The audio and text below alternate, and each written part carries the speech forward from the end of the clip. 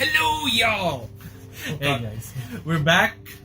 Been off the air for a while for various reasons. Mainly technical difficulties. Technical difficulties, really.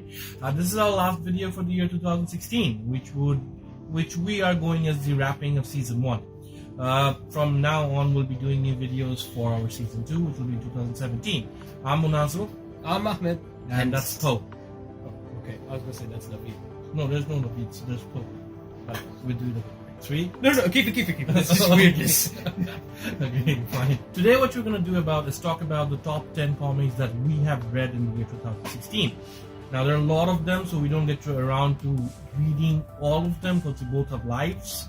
Yeah, and also I'm running out of space on my computer, man. So all that considered, we have read some of the more major ones, and we're going to talk about the top 10 in no particular order of the comics that we did enjoy in the year 2016. Yeah. So see you after the jump. Hello, ladies. Gentlemen, get out of here. But what I'm really going to talk about is Vader. The Vader comic by Kieran Gillen and crew. Actually, I was going to say James McKelvey, but he wasn't with them. It didn't start in 2016, but it definitely ended with a bang. Okay, this is the Vader that everyone has been waiting for, essentially. And we've been getting into cartoons, really, but no one's actually got to enjoy it until recently, Rogue One. So, yeah, if you want to know what makes Vader so awesome, so badass, and such a threat to the galaxy, you want to have been reading Darth Vader, the series. It's 25 issues. It ended with issue 25 this year. And it was spectacular. Great things have been said, should be said, and can be said about this series. So trust me, you guys want to read. The first comics I want to talk about today is American Alien. It's written by Max Landis, son of legendary director John Landis. Max Landis is a very polarizing figure in the comic book industry, or even in the movie industry. People love him or people hate him. It's really polarizing. I personally don't really like him, but I think he's a pretty good storyteller. Coming down to American Alien, it's one of his best works. How do you make somebody as plain and as vanilla as Superman interesting? As good as the Superman run has been, American Alien offered a different take. One of the guys in Hollywood, I think, who really gets Superman is Max Landis, and it shows. It's a 7-issue series. It ended this year, and in it we see different phases of Superman's life: as a child, as a teenager, as a grown-up, as him starting out to be a superhero, and at the end, all these things that make him to be the greatest hero that we know. And the thing is, it's not in main continuity. It's an Elseworld kind of a story, so you can just read it without having any pre-existing knowledge of Superman. And I love it. It's one of the best books I've read this year, and I hope you guys will too.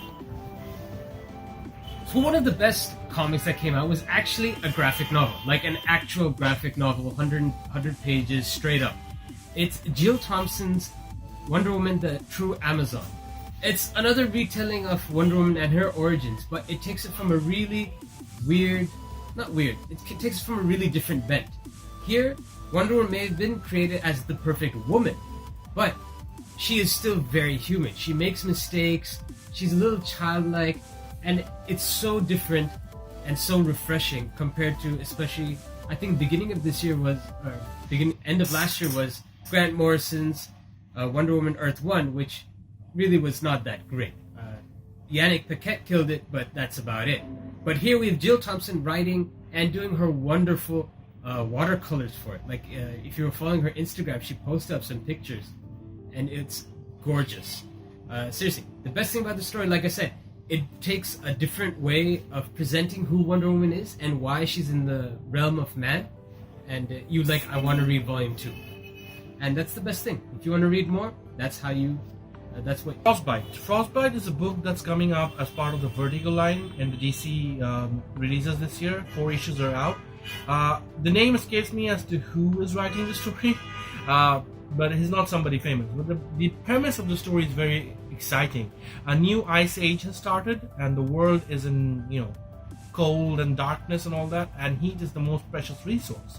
And in between all this, we have this toughest nails heroine going through this world, and she's a bounty hunter, or it's like, imagine if you have seen the TV show Firefly, and if it happened in Earth in a blizzard where it's perpetually cold.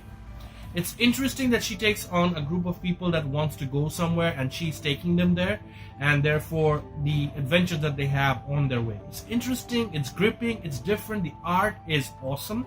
you know, at one point you start thinking how many different ways can you make snow look good, and that's what this book achieves. Really love it. I really recommend it. That's one of the best books I've read this year as well. Alright. So, of course, everyone knows that I've been living in the Middle East for many years. About 20-ish.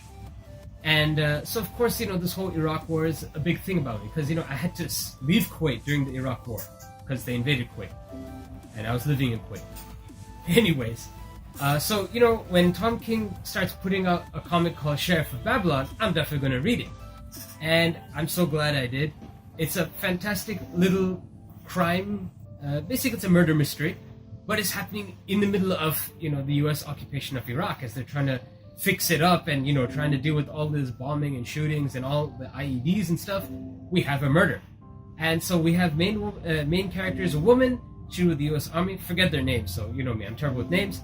And they have the last cop of Baghdad going. And it's such a great development of characters, great story, great art. So many great things. Like I said, I'm going to talk about only great things, so obviously. 7 to Eternity. 7 to Eternity looks like nothing else in the stands right now. I can't even imagine anything else coming close. It's Rick Remender, who is one of our most favorite writers. He wrote stuff like Fear Agent and X-Force for Marvel for a while.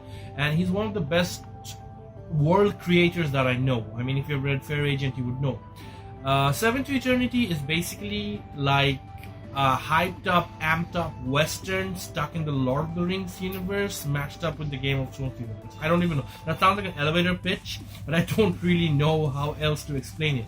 It's rollickingly fast, it's exciting, it's drawn beautifully. The art is kinetic and energetic.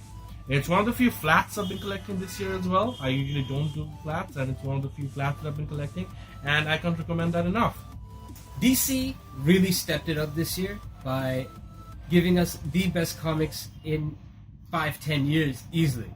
And what they've done is they've still changed the status quo while making things different. And with that we have Superman.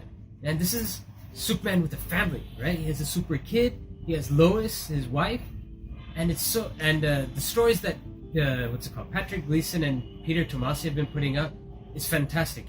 This is a grown-up Superman. He has to deal with being a father, he has to deal with having a super kid.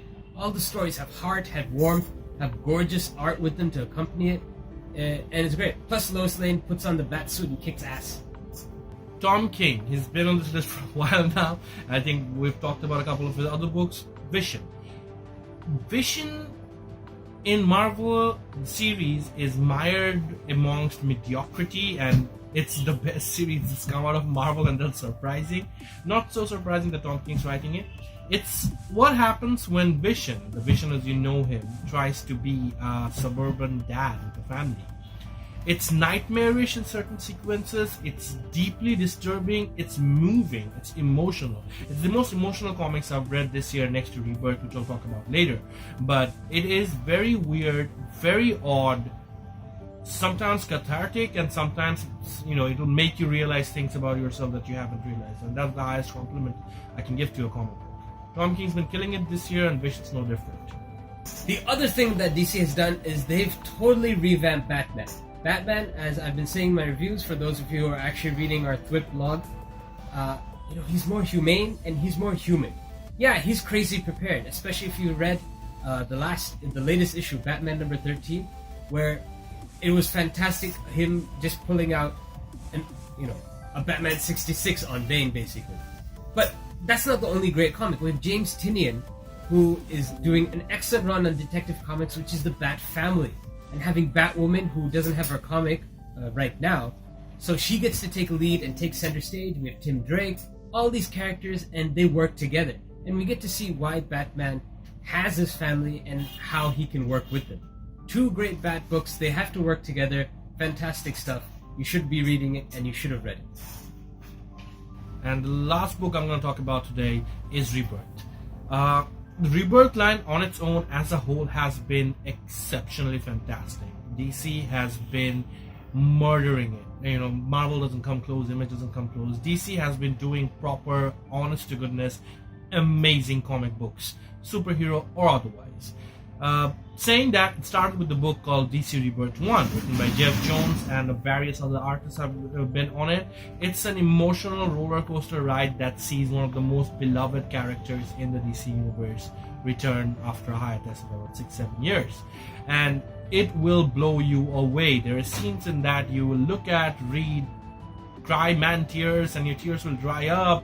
You'll drink some water, and again, you'll cry all over. That's how good it is. The art is fantastic. It looks looks like it's been drawn by the same artist, but it's not. A number of superstars have worked on it. It's in 5th printing. I mean, there are people who are dying to still get a copy of this book. It's that amazing. The Rebirth Omnibus came out very recently, or is going to come out, I think, on January 17th. And I might as well get that as well if you want the... You don't want to? No. Okay. This is my show. Hey Munazil! Your daddy's dick is still too small for that. So, as you can see, Ahmed's back, and we wanted to wish you guys a very happy New Year and season's greetings, and have a wonderful... Merry Christmas! Screw it. Merry Christmas. I like Christmas. Okay. Santa's awesome. Yeah. So Merry Christmas. So as you can see, he's a Donald Trump fan. And have a wonderful 2017. Thank you for staying with us. And the 5 people who are going to watch this video. Sham Snowby! I forgot the others. I'm very sorry. Okay. If you go by name, let's see how many I can remember. Rastas Golpo, Sham Snowby, Zubair, Shobon. All of you guys have been wonderful. Thanks for watching, and thanks for being with us. It's been a wonderful ride, I guess, in some ways. It's been frustrating, and at the end, I guess it's been worth it. So we guys will see you on 2017. Laters. Bye-bye.